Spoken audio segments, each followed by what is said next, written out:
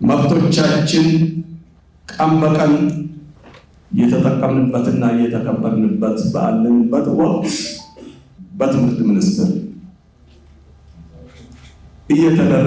እየተደረገብን ያለ ከትምህርት ገበታ እንድንባረር ተባረናል፣ ተፈንቅለናል። ሴት ልጆቻችን ለወደፊት ሀገር ትመራለች ብለን የምንጠብቃቸው ጥሩ ውጤት ያመጡ ሁሉ ከፈተና ገበታ ተባራለች፣ ተፈናቅላለች። ከትምህርት ገበታ መፈናቀል ብቻ ሳይሆን መብታቸው ተረግጠው በአንዳንድ ሰላም ጠል አስተማሪዎች ሻሻቸው ከራሳቸው ከጭንቅላታቸው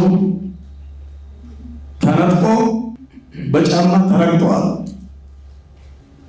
እያየን እያወቅን መቻል የምንችለውን ይዘን መቻቻል የምንለው ሌላ ቦታ ቀርቶ እዚች ላይ ችለን ዘመናትን አሳልፈናል። ሰላት ቦታቸው ላይ የከብት አዛባታ ሰብስቦ ተጥሎባቸዋል። እያየን ለመቻል አሳልፈናል። ሁሌ ከትምህርት ገበታቸው ሴት ልጆቻችን ሸቃቸው ባስገደዳቸው ሂጃብ ምክንያት ከትምህርት ገበታቸው ሲፈናቀሉ እያየን እየሰማን አቤቱታ እየጎረፈ ህዝቡ እያለቀሰ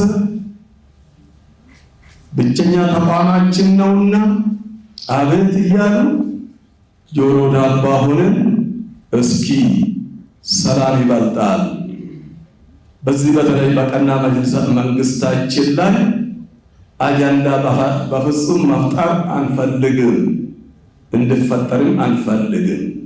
ብዙ ደስታዎች፣ ብዙ ለውጦች፣ ብዙ እድገቶች እያየን ነው። እናግዝ በሚል ሌሎች በፈጠሩት ምክንያት መንግስታችን ላይ አጀንዳ ላለመፍጠር ችለን ዛሬ ደርሰናል።